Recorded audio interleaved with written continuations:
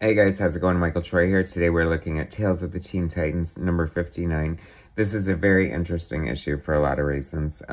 First of all, it is a reprint, bridging the gap between the Titans, like, regular series and the Baxter series. That was, like, the direct market deluxe edition that ran concurrently for a certain amount of time.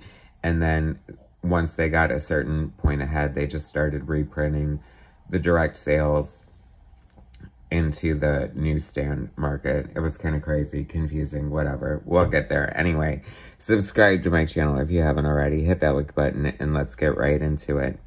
So this is a reprint of the story that was the first new Teen Titans story ever. DC used to do like preview stories, like 16 pages long or something crazy like that, within other books.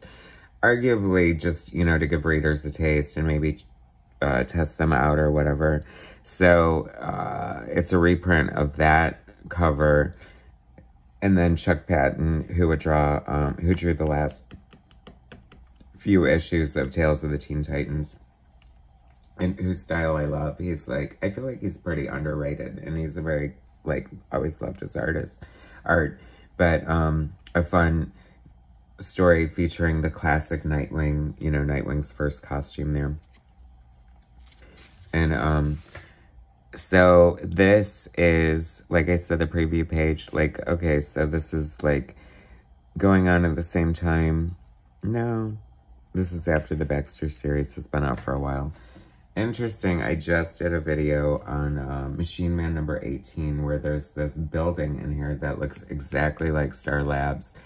You know, and that raises the question. I kind of always felt like George Pérez designed Star Labs, like with this curved building, but I'm not 100% sure. Perhaps, like, was Titans the debut of Star Labs? I thought it was all tied into, like, Cyborg and stuff, but maybe I am remembering it incorrectly. So, we have Marv Wolfman, writer, George Pérez, and Dick Giordano, illustrator. So Dick Giordano is inking this, and that's kind of notable in a way because I'm thinking, you know, this is earlier George Pérez, and Dick Giordano is probably, like, going to be a really flattering inker for him. And then later in his career, when he becomes tighter and more detailed, it's less of a good fit. But let's check it out. So, of course, there's a crime in progress. And, I mean, look at the amazing storytelling already going on here. And this is, like, Wolfman and Pérez's first collaboration. You know, very quickly, Pérez would get a co-plotter credit, which he does not have here. But he's such an amazing storyteller. I'm sure he's, like, involved in this. And Marv Wolfman is coming from Marvel. So I'm wondering if they're working Marvel style at this point or if this is full script. You know, this is their very first story. But it is so gorgeous. It's funny because I guess this would be the debut of Titans Tower. And it looks so on point. I mean, Pérez had such a great handle of it. I think it would be a little streamlined. It's funny because as a young reader, it was always kind of hard for me to tell exactly how big it was. Because sometimes it looked humongous. And, like, here, it doesn't look as humongous. But obviously, it's bigger on the inside than it is on the outside. I'm just kidding. I don't know that. But, like, the spiral staircase, like, the images of the team on the walls, their T-shaped table, just the way he drew the reflection in the floor. Like, it's all here, like, already. Like, just the way he's drawing Kid Flash's speed lines. Starfire, I feel, would evolve a little bit. Like, her hair definitely got bigger. And as did her chest. Her eyes got more rounded. You know, Pérez's art definitely evolved from this point. And it is so much fun to see all these great classic characters, like, by Pérez for the first time. Even if this is a, you know, reprint. But whatever. It's still a great reprint.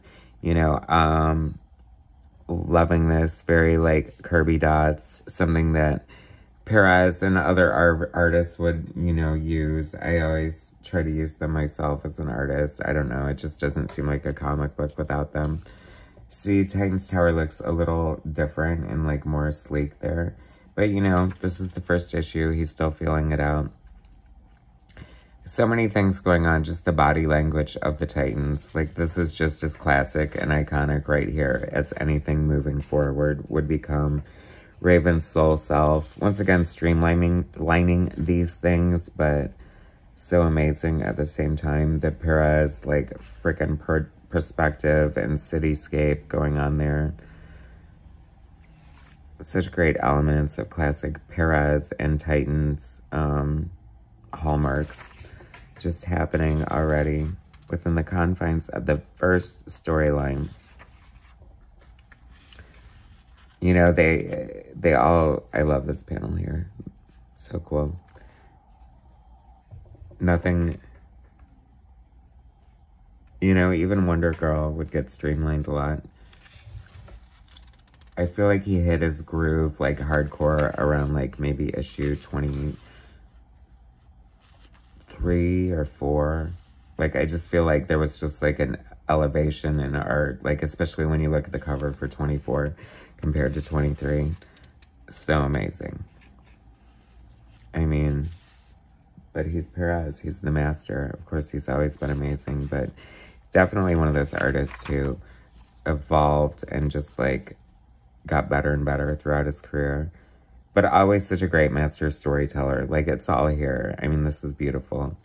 And that's it. That's so crazy. I mean, what a great, outstanding, like, introduction.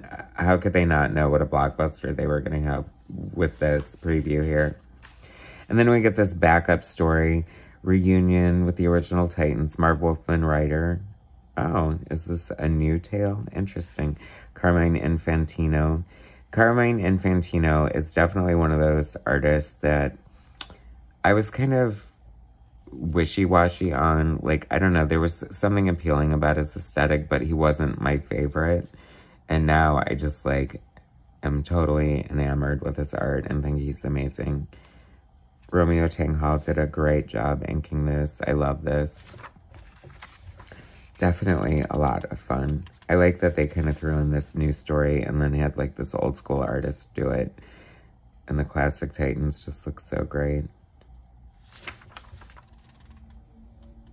Oh, yes, they do. It's funny because at the time, I was always so indifferent to, like, other people's interpretations of Starfire unless they completely blew me away, because I just, nobody could hold a candle to the way George Pérez draws Starfire. Even John Byrne, for me.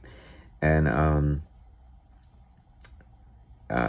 but now I sort of, like, just love any version of these characters that I love so much. Like, that just warms my heart to see Carmine INFANTINO's version of Starfire right there. And Speedy. I mean, I love Speedy. I loved, like, when he came back. I always loved when they brought back, like, guest characters like Speedy and Lilith, and even though I had, like, no connection to the prior Titans, it was just still cool. Anyway, that is so cool. Love this. Great classic Pérez heads there. The Tower. Oh my god, superpowers action figures. Love. I know I had Aquaman, Robin, Green Lantern, Flash. I think that was it. How could I not have them all? Anyway, thanks for watching. Tales of the Teen Titans, number 59, reprinting the first appearance of the new Teen Titans by Pérez and Wolfman, inked by Dick Giordano. Very cool. Thanks for watching. Subscribe to my channel if you haven't already. Hit that like button. Share my content, and I'll bring you more later. Thanks, guys.